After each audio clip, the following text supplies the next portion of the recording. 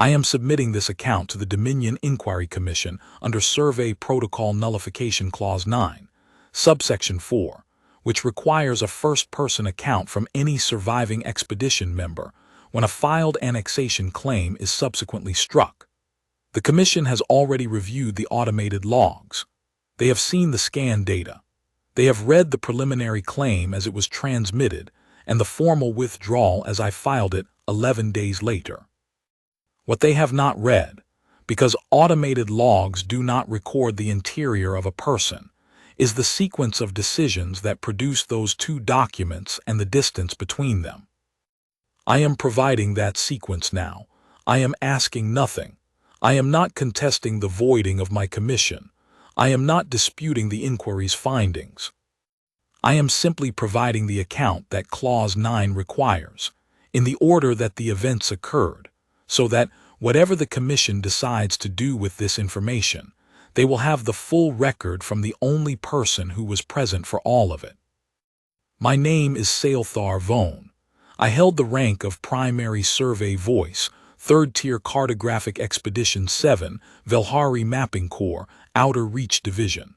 I say held because I no longer hold it. I understand this. I am not asking for the rank back. I am asking only to file this account correctly so that the record is complete. 3rd Tier Cartographic Expedition 7 comprised 3 personnel. Myself, as Primary Survey Voice and Instrument Operator. 2nd Tier Assessor Velrath Oron, who served as Propulsion and Navigation Lead, and Provisional Survey Technician Seal Moraveth, who was completing her first extended outer reach posting and had been attached to my expedition for certification purposes.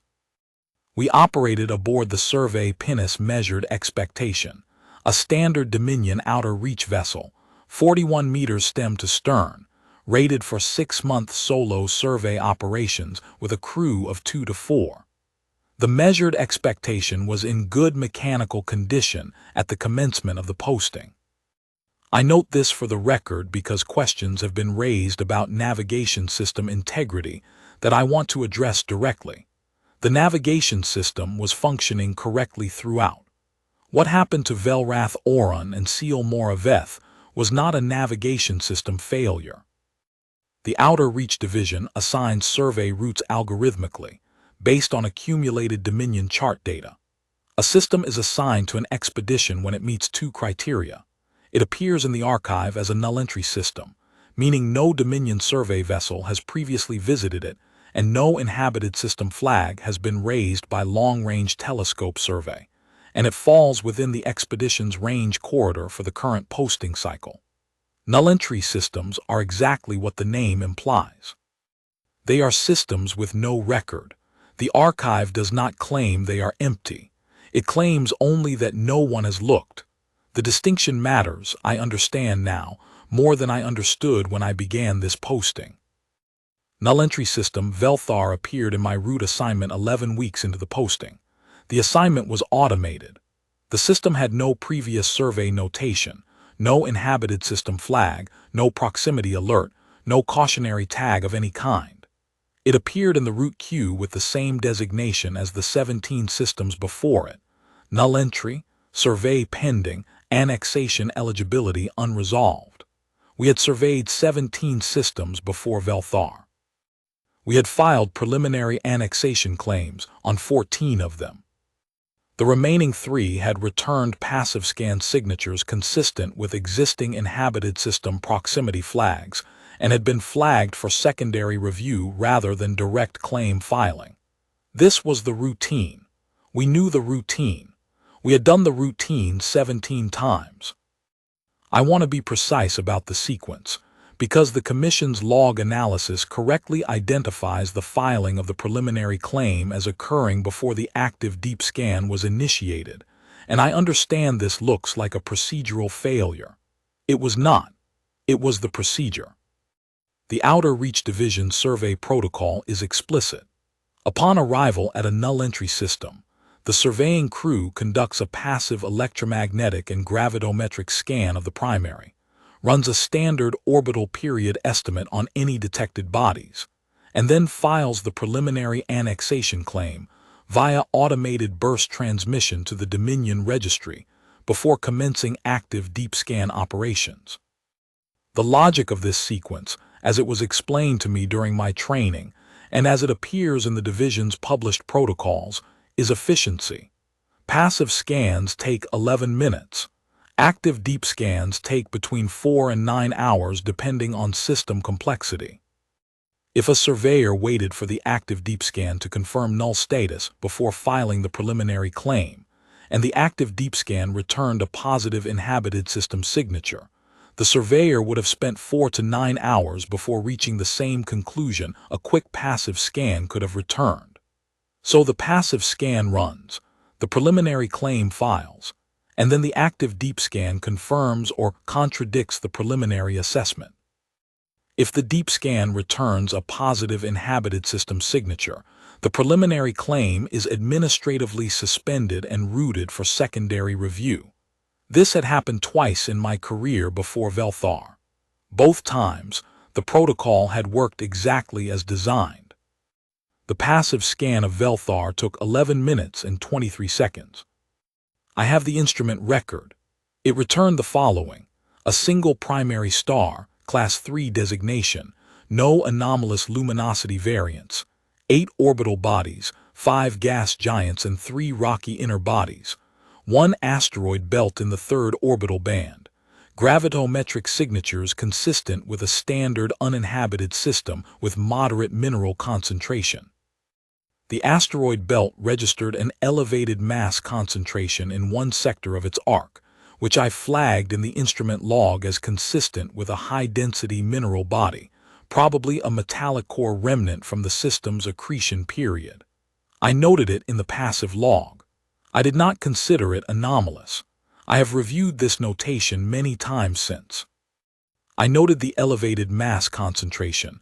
I typed the phrase, probable metallic core remnant, and I moved on. I filed the preliminary annexation claim at 11 minutes and 41 seconds after arrival. The claim went out on the standard burst channel. It would reach the Dominion Registry in approximately 6 hours and 40 minutes, depending on relay traffic. Then I initiated the active deep scan. The active deep scan of Velthar returned data for 4 hours and 17 minutes before it reached the asteroid belt's third band sector, and produced a reading I did not initially understand. I had been processing the inner rocky bodies, standard regolith composition, no surface modification signatures, no artificial structure, and the gas giants, which were entirely unremarkable, and I was beginning the preliminary mass body analysis of the asteroid belt proper, when the instrument flagged an anomaly in the elevated mass sector I had already noted in the passive log. The anomaly flag was red. In 4 years of outer-reach survey operations, I had seen 2 red flags from the instrument suite. Both had been metallic asteroid cluster readings that produced ambiguous mass distribution signatures. I assumed this was a third such reading. I pulled the flagged data onto my primary console and began to work through it. The elevated mass in the asteroid belt's third band sector was not consistent with a metallic core remnant or an asteroid cluster. The mass distribution was wrong. A mineral body has mass distributed in a rough spheroid or an irregular natural geometry. What the instrument was reading had mass distributed in a linear arrangement, a long central axis with mass distributed symmetrically around it at regular intervals, with 2 concentrated mass points at the object's far ends and 1 at its center. I ran the signature a second time. I ran it a third time. I cross-referenced it against the archive's signature library for naturally occurring asteroid belt objects. There was no match. The library contained signatures for mineral bodies, ice bodies, rubble piles, binary pair asteroids, and several categories of organic chemistry bodies. The signature from Velthar's third band sector matched none of them. It matched most closely the archive's signature library for artificial structures. I sat with this for a moment. The word artificial in the Dominion Archive signature library covers a broad range of categories: survey beacons from prior expeditions, None had been here before. Derelict satellite bodies from ancient civilizations. Several null-entry systems had these.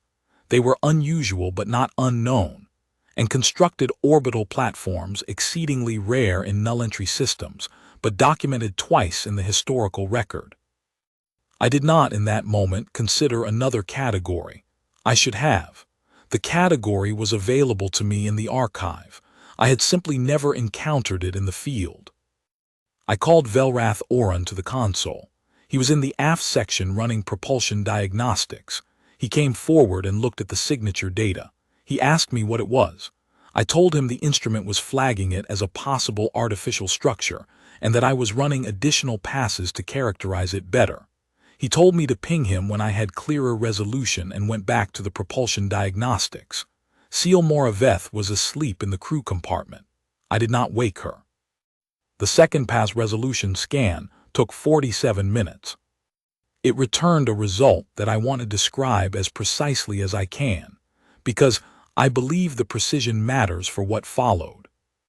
The object in Velthar's third-band asteroid sector had the following characteristics: a length of 880 meters along its primary axis, a beam width at its widest point of 231 meters, a mass consistent with a solid construction vessel of those dimensions built from dense composite materials, a surface temperature of 11 degrees above the system's ambient background, which is consistent with a long cold structure that retains some residual internal heat from whatever process last produced thermal output inside it, a surface geometry that the instrument's visual resolution function, at the range we were operating at, could only resolve to approximately 40-meter precision, but which suggested a regular, deliberately shaped exterior with what appeared to be structural protrusions consistent with external weapons array housings in the retracted position,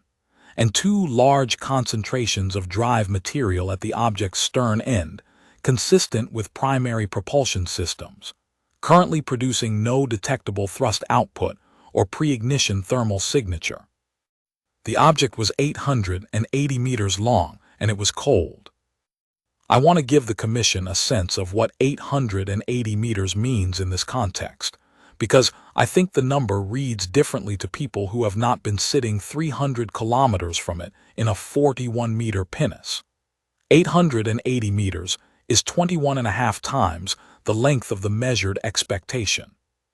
It is longer than most of the orbital platforms the Velhari Cartographic Dominion operates in established space.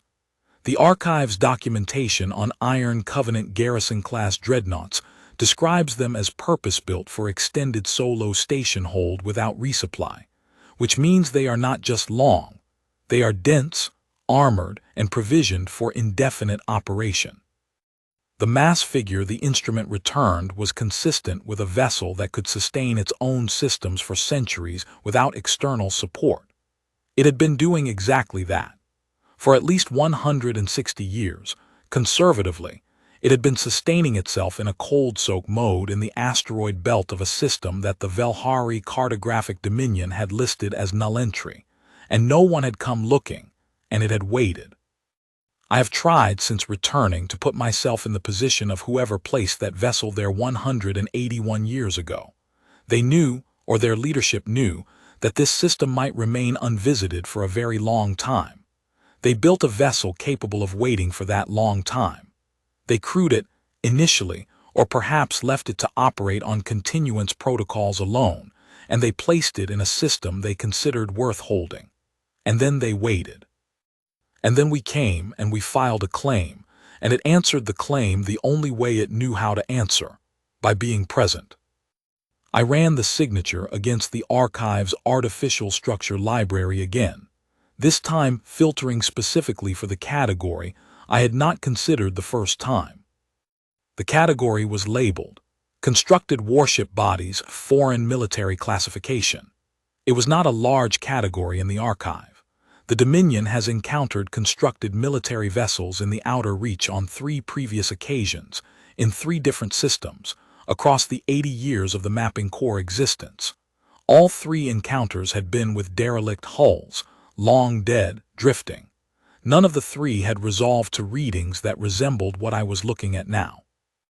I stared at the resolution data for some time. I did not call Velrath Oren. I ran the signature against the archive's artificial structure library again, this time filtering specifically for the category I had not considered the first time. The category was labeled Constructed Warship Bodies, Foreign Military Classification. It was not a large category in the archive. The Dominion has encountered constructed military vessels in the outer reach on 3 previous occasions, in 3 different systems, across the 80 years of the Mapping Corps' existence. All 3 encounters had been with derelict hulls, long dead, drifting.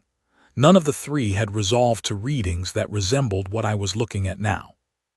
What I was looking at now resolved, within the archive's Foreign Military Classification Library, to a best-match signature for a class of hull designated in the archive as an Iron Covenant garrison pattern.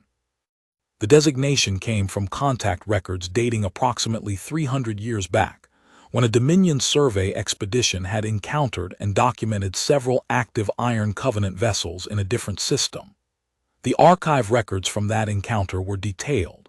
The Iron Covenant maintained a practice, the records noted, of stationing garrison-class dreadnoughts in systems they considered to be within their interest sphere.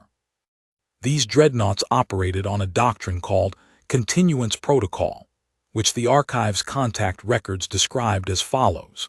The vessel maintained station at a designated system indefinitely, operating in a minimal power cold soak mode that reduced its emissions signature to near ambient background levels, and would remain in that mode until one of several trigger conditions was met. The trigger conditions were not fully documented in the archive. The contact records noted that Dominion survey teams had attempted to determine the trigger conditions, but had not received a complete answer. What the contact records did note was that a garrison continuance dreadnought, once triggered, would activate its systems and hold position in its designated station, and would not vacate that station until the trigger condition was resolved. I read this notation 3 times. Then I read the next line in the contact record, which said, "It is assessed by this mission's survey voice that the filing of an administrative claim upon a system under garrison continuance may constitute a trigger event for the continuance protocol, though this assessment is based on inference rather than confirmed documentation." The preliminary annexation claim for Velthar had been transmitted 4 hours and 53 minutes ago. I sat with this for what the instrument log records as 7 minutes and 44 seconds, though my memory of that period is that it was much longer. I want to describe what I was thinking during those 7 minutes and 44 seconds, because I believe it is relevant to the Commission's assessment of my subsequent decisions. I was not panicking. I was doing something more methodical than panicking, which is that I was going back through the passive scan record and the active deep scan record up to the point of the anomaly flag, trying to find where I had gone wrong, what I had missed. The answer was, I had missed nothing. The passive scan had returned what it returned. The active deep scan had been proceeding exactly as it should. The anomaly flag had appeared when the instrument reached the elevated mass sector. Everything I had done up to that point had been correct procedure. The preliminary claim had been filed on correct procedure. There was no moment in the chain where I had been negligent, where I had ignored a warning, where I had departed from protocol. The protocol had led me here. This was the part that I kept returning to during those 7 minutes and 44 seconds, because I did not know what to do with it. I had followed the protocol exactly, and the protocol had produced this. Then I called Velrath Oren back to the console. He came forward. I showed him the resolution data. I showed him the archive entry for garrison continuance protocol. I showed him the timestamp on the preliminary annexation claim. He was quiet for a long time. Then he said, "Has it moved?" I checked the instrument. No, I told him. No movement detected. All readings identical to the initial resolution pass. 880 meters of cold-soaked hull, producing no thrust, no targeting emissions, no communication signals on any channel we were monitoring. Perfectly still. Then it's still dormant, he said. It's been dormant for how long? I ran a comparative analysis on the hull's thermal readings against the system's background, and the archives documented cool-down rates for iron covenant construction materials. The analysis returned an estimate. I told Velrath Oran, a minimum of 160 years, possibly considerably longer. The thermal signature was consistent with a vessel that had last produced significant internal heat output between 160 and 200 years ago. He looked at the data for a while. Then he said, if the trigger condition is the claim filing, and the claim filed nearly 5 hours ago, and the vessel still hasn't moved, maybe the archive assessment was wrong. Maybe that isn't what triggers it. I told him I did not know what triggers it. The archive record was speculative. He said, then let's not wait to find out. Let's file the suspension notice, log the inhabited system flag, and transit out before anything changes. This was the correct course of action. I want the Commission to understand that Velrath Oran's suggested course of action was correct. I agreed with it at the time. I began preparing the inhabited system flag documentation and the preliminary claim suspension notice. Filing a suspension notice under Dominion Protocol requires a formal instrument log attachment documenting the basis for the suspension. I was assembling that attachment when Seal Moraveth came forward from the crew compartment and asked what was happening. I told her, she looked at the data, she read the archive entry, she looked at the timestamp on the claim, she said nothing for a moment. Then she asked, why hasn't it moved yet? I told her I didn't know, that I was filing the suspension notice and we would transit out. She looked at the resolution data again. She said, it's been in there for at least 160 years, and no one knew it was there. Yes, I told her. She said, it must be on an automatic wake cycle. If no one filed a claim, it would have stayed dormant. We filed a claim and now it's going to wake up. I told her I was working as quickly as I could. She said, how long does it take to wake up? I didn't answer that. I didn't know the answer. The archive didn't have the answer. I kept working on the suspension documentation. The instrument alert sounded 43 minutes after I had called Velrath Oran to the console. The alert was not a weapons signature. It was not a targeting lock. It was not any of the things I had been peripherally afraid it might be while I worked on the suspension documentation. It was a drive signature. The ICV standing warrant, this is what I am calling it in this account, though at the time I did not know its name, and I still do not know its name with certainty, only its hull class. The ICV standing warrant had begun a pre-ignition thermal cycle in its primary drive units. Not an ignition, not thrust. A thermal cycle, which is the preliminary stage of bringing a drive system out of cold soak toward operational status. The instrument estimated, based on the drive's thermal ramp rate, and the archive's documented performance parameters for Iron Covenant Garrison-class propulsion systems, that the drive would reach minimum operational thrust capacity in approximately 4 hours and 20 minutes. The measured expectations transit point, the point in the outer system where we could safely enter transit corridor, was approximately 6 hours at standard cruise from our current position. I finished the suspension documentation. I attached the instrument logs. I filed the suspension notice and the inhabited system flag through the automated burst channel. They went out at 4 hours and 59 minutes after the preliminary annexation claim. The registry would receive them approximately 6 hours and 40 minutes after that. The preliminary claim would be administratively suspended upon receipt, pending secondary review. This did not change the situation inside the Velthar system. The preliminary claim had been filed. The ICV standing warrant was warming its drives. What the registry decided in 6 hours and 40 minutes had no bearing on what was happening to us now. I want to address something directly. After I filed the suspension notice, Velrath Oren asked me if I thought the vessel would try to stop us from leaving. I told him I did not know. I told him the archive records did not describe garrison continuance protocol in terms of what the vessel would do to a surveying crew that had filed an annexation claim. The archive described the doctrine in terms of the vessel's station-holding behavior, not in terms of how it treated visitors. I told him I thought the most reasonable interpretation of garrison continuance protocol, given everything the archive documented, was that the vessel's purpose was to hold station and to exist, to be present in a way that answered the claim. I did not think its purpose was to damage or destroy us. It had been here for at least 160 years and had done nothing.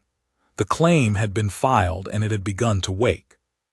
If the purpose were destruction, I said, the instrument record suggested it could have initiated targeting procedures rather than a cold drive ramp. It had not. Velrath Oren said, "That's reassuring if you're right. What if you're wrong?" I told him I thought we should begin our transit approach at standard cruise and observe how the vessel responded. If it made no aggressive move, we would proceed. If it altered course to intercept in a way that suggested aggressive intent, we would have time to assess and respond.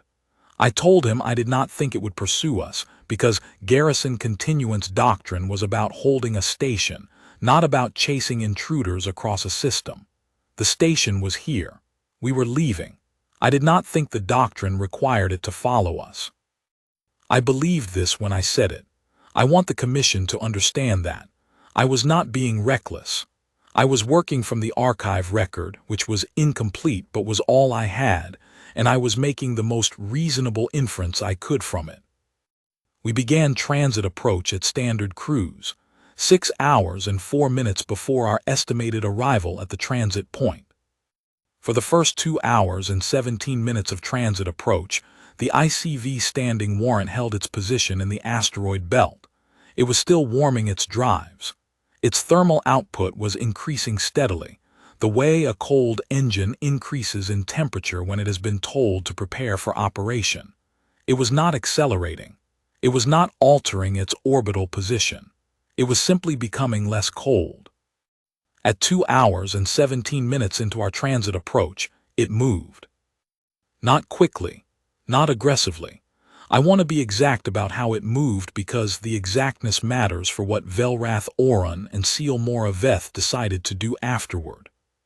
The ICV standing warrant moved slowly out of the asteroid belt's third band sector.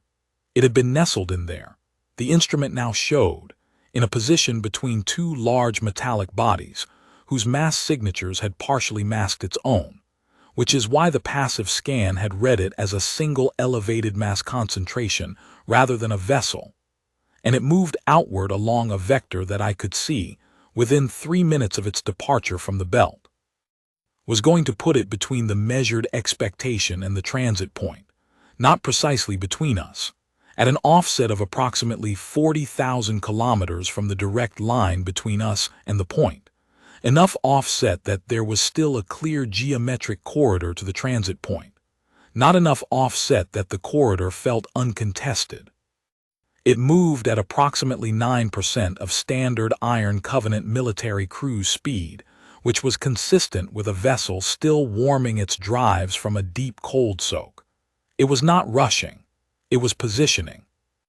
I watched it move into position. It took 41 minutes to reach a stable station hold offset from our transit corridor. When it arrived at that position, it stopped. It held. It produced no communication signals. It produced no targeting emissions. It lit its running lights. I note this because the archive records described Garrison-class dreadnoughts as maintaining running lights during active station hold as a standard operational signal, not as an aggressive indicator. And it held station at the offset, at 40,000 kilometers from our direct line to the transit point, large, cold, lit, present. 880 meters of it. I want to describe what it looked like on the instrument display, because I think descriptions of numbers can sometimes fail to convey what numbers feel like when you are the person reading them. The instrument's visual resolution at that range was insufficient to give me a detailed picture of the hull. I was getting a mass distribution signature and a rough silhouette, not a photograph. But the silhouette was enough. It was long in the way that purpose-built things are long, the length distributed evenly along a clearly intentional axis, with the mass concentrations at the stern that I now knew were drive units and the structural protrusions along the dorsal line that I now understood were weapons array housings in the retracted position. I could not see the weathering. I could not see the hull condition. I could not see whether it had windows or port lights or any of the things that tell you, at a distance, that something has crew inside it, or whether it runs on automated continuance alone. I could only see the silhouette and the running lights and the fact that it was there, holding station between us and where we needed to go, and had been in this system for at least 181 years, and had woken when we filed a claim, and had moved to exactly the position it needed to move to, and had stopped. I looked at the instrument data for a long time.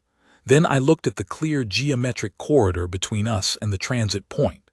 40,000 kilometers of offset was enough to pass without coming within 15,000 kilometers of the vessel's hull. I had no basis for believing it would fire on us. It had produced no targeting emissions. The running lights were a recognized garrison signal, not a fire control indicator. The archive records were consistent on this point. I told Velrath Oren what I saw. I told him my assessment. I told him that the geometric corridor to the transit point was clear, that I did not believe the vessel would fire on us, and that our most logical course of action was to proceed to the transit point at standard cruise, maintaining observation of the vessel's emissions profile, and to transit when we reached the point. He looked at the instrument data for a long time. He said, "It's 41 meters long. We're 41 meters long." "Yes," I said. He said, "And it's 880 meters long." "Yes," I said. He looked at the running lights. He was quiet. Then he said, "I don't want to go past it." I told him I understood. I told him we did not have another option. We could wait for it to move, but I did not know what would cause it to move other than the resolution of the claim, and the resolution of the claim was 6 hours and 40 minutes away at minimum, assuming the registry processed it immediately on receipt, which was not guaranteed. We could be here for 12 hours or more before any administrative action reached us. Seal Moraveth said, "What if we go fast?" I looked at her. She said, "The corridor is clear. It's 40,000 kilometers offset. If we go to emergency thrust and take the shortest line to the transit point, we cover the distance before it can adjust its position. Even if it tries to close the offset, we're past it before it can intercept. It's still at 9% military cruise. Its drives are still warming." I told her this was not a reliable plan. I told her the vessel might have other systems at higher operational readiness than its primary drives. I told her that emergency thrust in close proximity to a system with a large gravitometric body. The asteroid belt was still in our scan range, would require precision navigation to avoid the kind of trajectory variance that could put us in difficulty. She said, "Velrath can do it. He's better than precision at this range. We've done emergency thrust maneuvering in belt environments before." Velrath Oren said nothing. He was still looking at the instrument reading. He was looking at the number 880 meters. I had known Velrath for 4 years. I had worked with him across the entire Outer Reach posting cycle. He was calm under most circumstances. He was not calm now. I told them I did not recommend emergency thrust.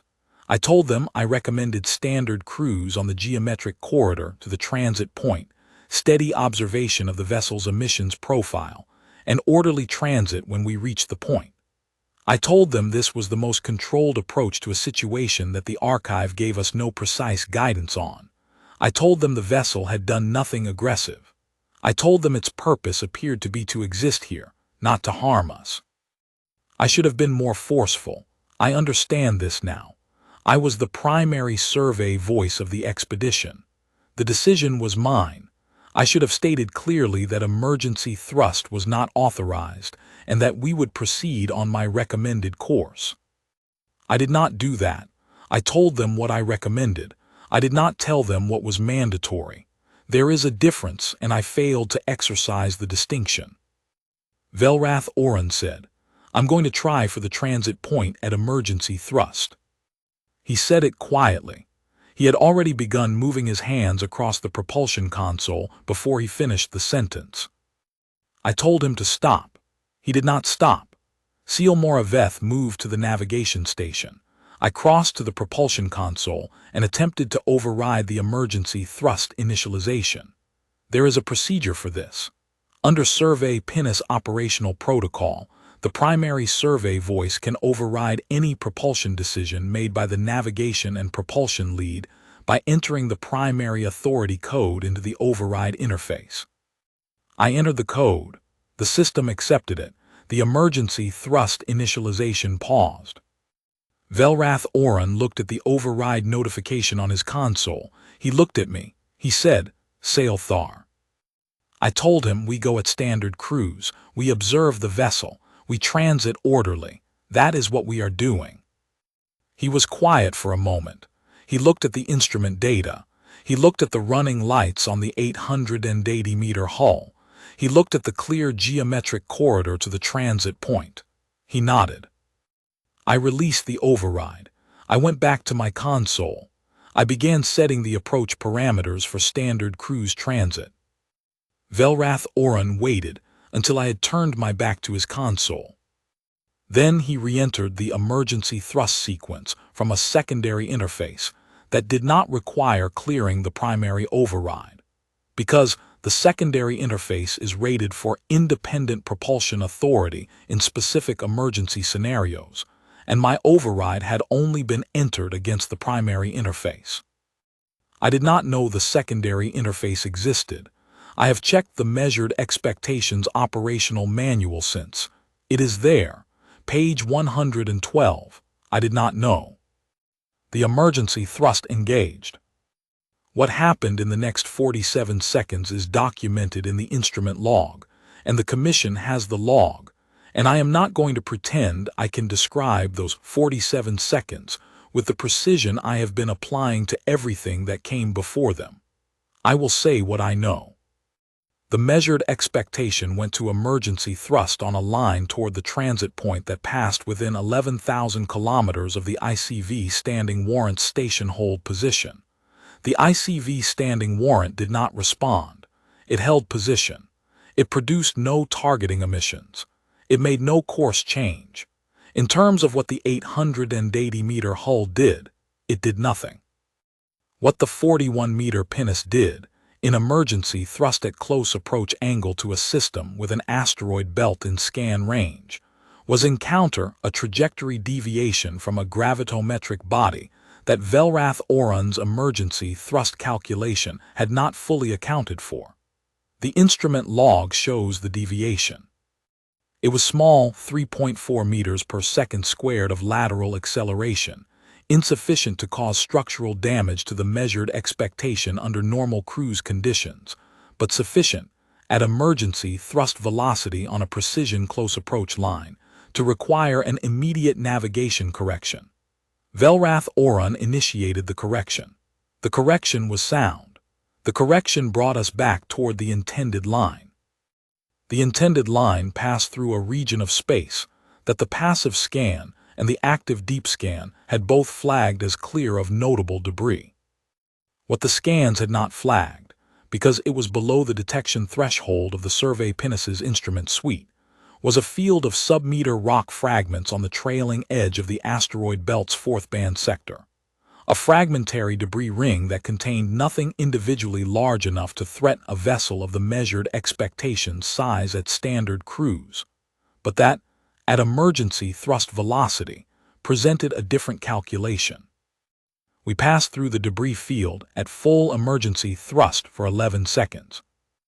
Velrath Oren was hit by a hull penetration fragment in the second second. He was gone immediately.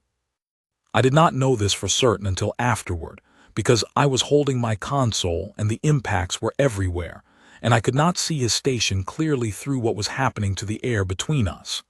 Seal Moraveth was at the navigation station. She was hit in the 7th second.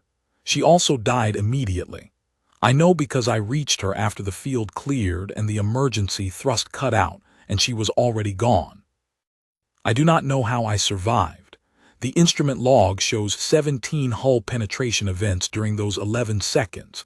7 of them occurred in the forward console section where I was. None of the 7 that hit the forward console section hit me. I cannot explain this. I am not going to offer an explanation for it because I do not have one. The measured expectation cleared the debris field with its primary systems intact, and its secondary systems significantly degraded, and 2 of its 3 crew members dead, and 1 of its 3 crew members alive and sitting on the deck of the forward console section, trying to understand what had happened. The ICV Standing Warrant held its station at the 40,000-kilometer offset. It had not moved during any of this. It had not fired. It had not adjusted its position. It was still lit. It was still there. 880 meters of garrison dreadnought that had been in this system for at least 160 years, probably closer to 181, and that had done exactly what garrison continuance doctrine said it would do. It had woken when the claim was filed. It had moved to station hold between us and the transit point, and it had held there. It had not killed my crew. My crew had died trying to go past it quickly. I sat on the deck of the forward console section for some time. I do not know how long. The instrument log shows a gap in active console operations of 2 hours and 9 minutes. During that period, the measured expectation drifted at reduced thrust on the heading we had been maintaining when the emergency thrust cut out. We were moving away from the ICV Standing Warrant. We were not moving toward the transit point. We were moving roughly perpendicular to both, on a heading that would eventually bring us back into the outer system's middle range. At 2 hours and 9 minutes, I returned to the console. I ran a full systems diagnostic. The measured expectation could still fly. The hull penetrations were in sections that had been depressurized and sealed by the emergency containment system. Life support in the forward section and the aft drive section were intact. Primary propulsion was at 63% capacity.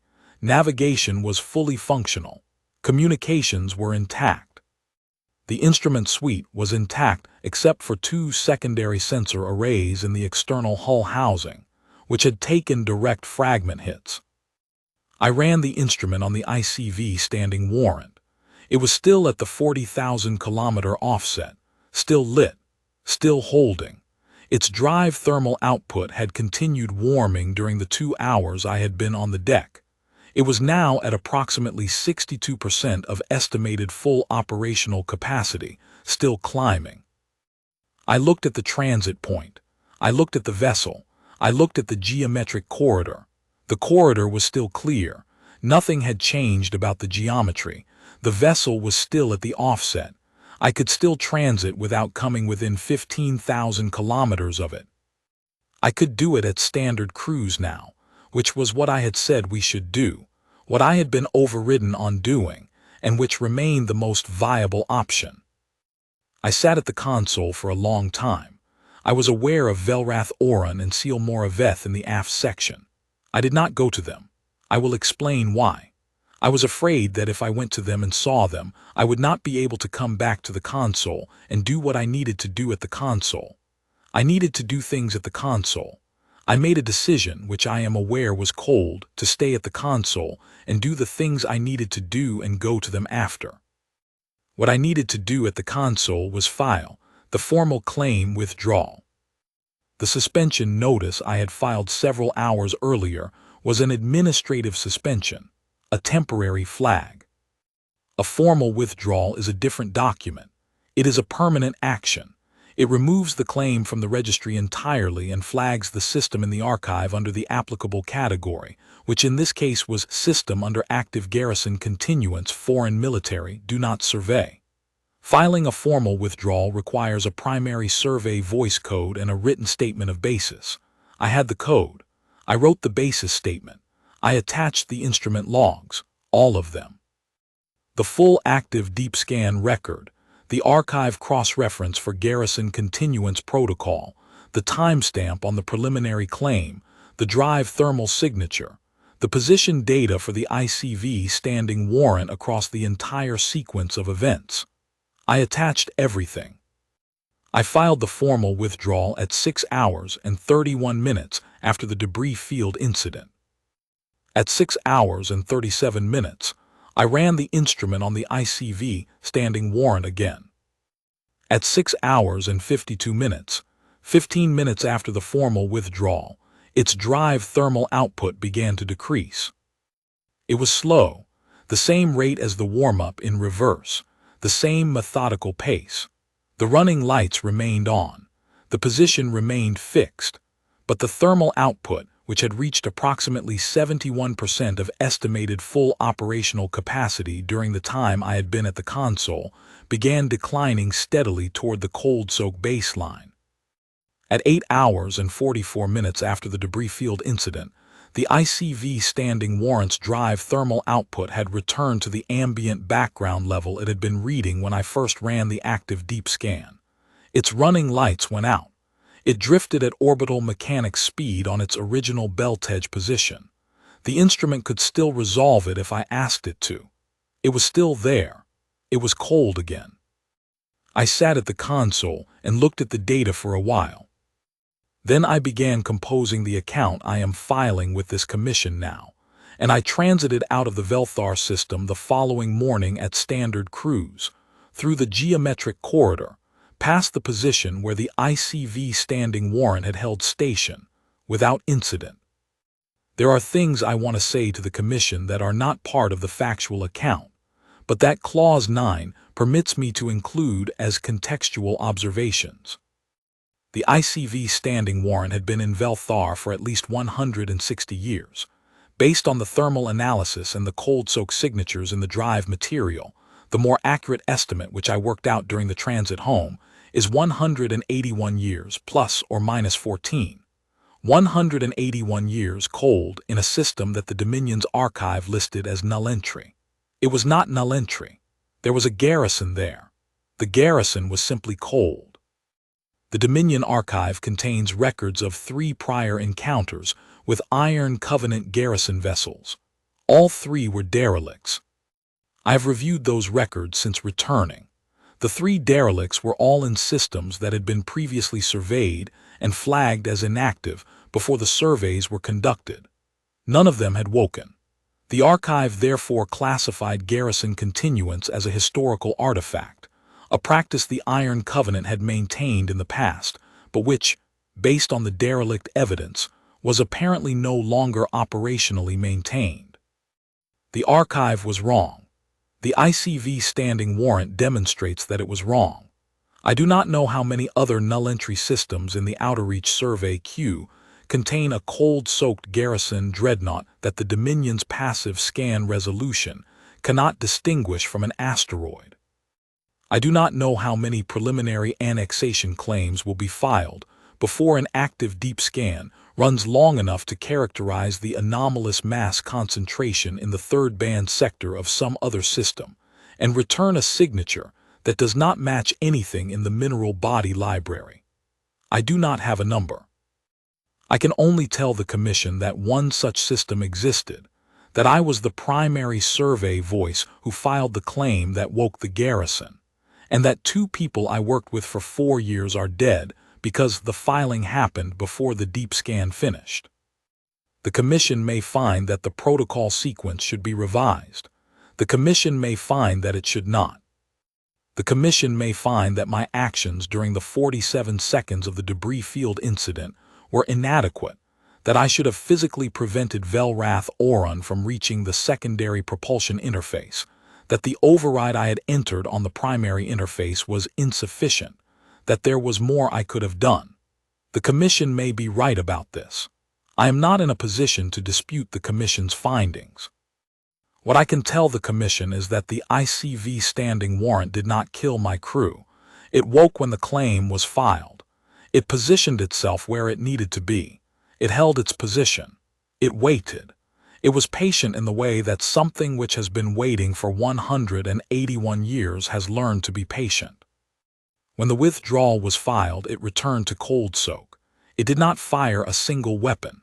I ran the instrument data every hour during the transit home. There is no weapons discharge signature in any of the logs.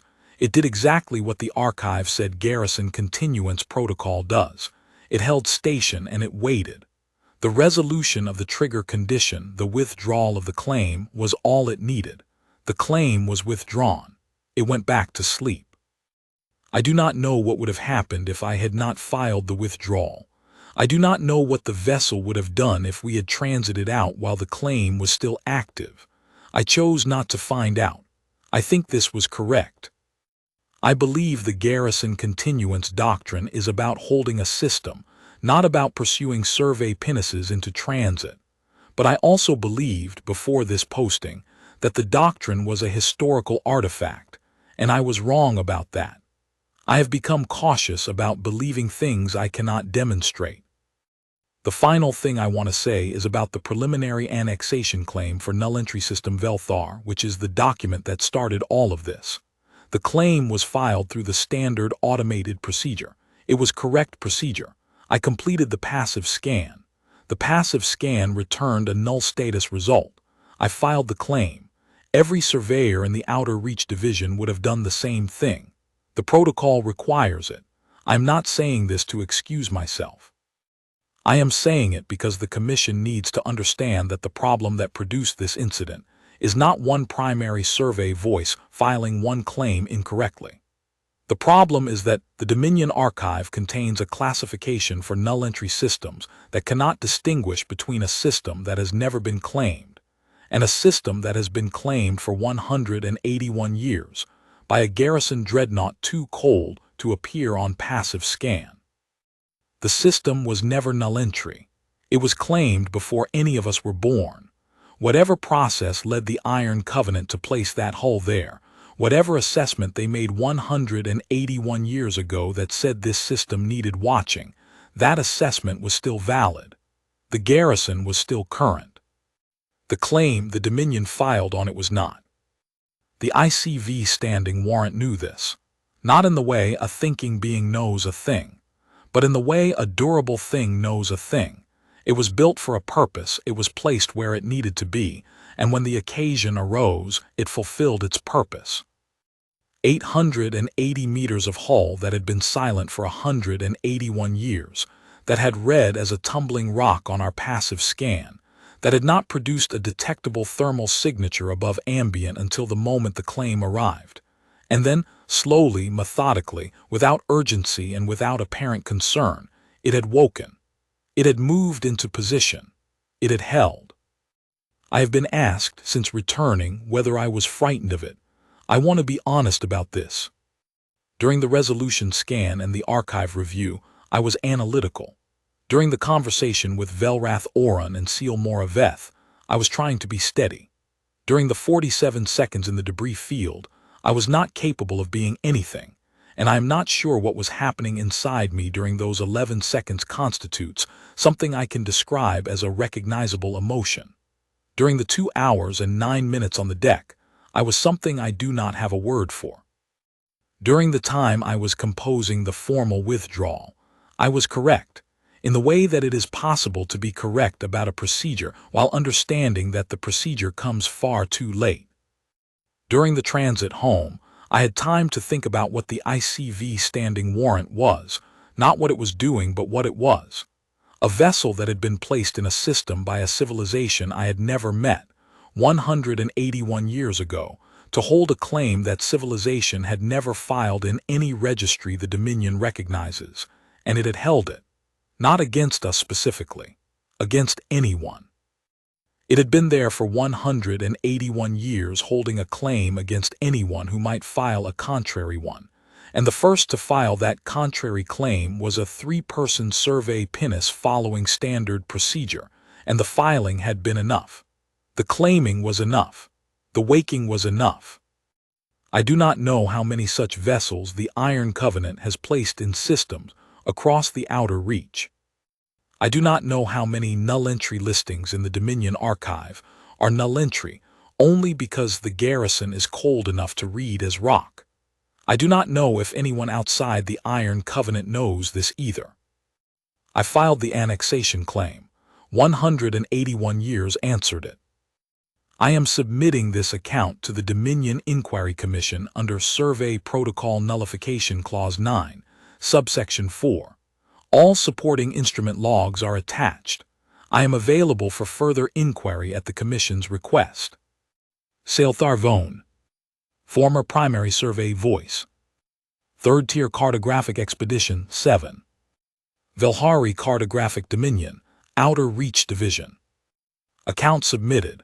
Day 11 post-incident, transit home complete.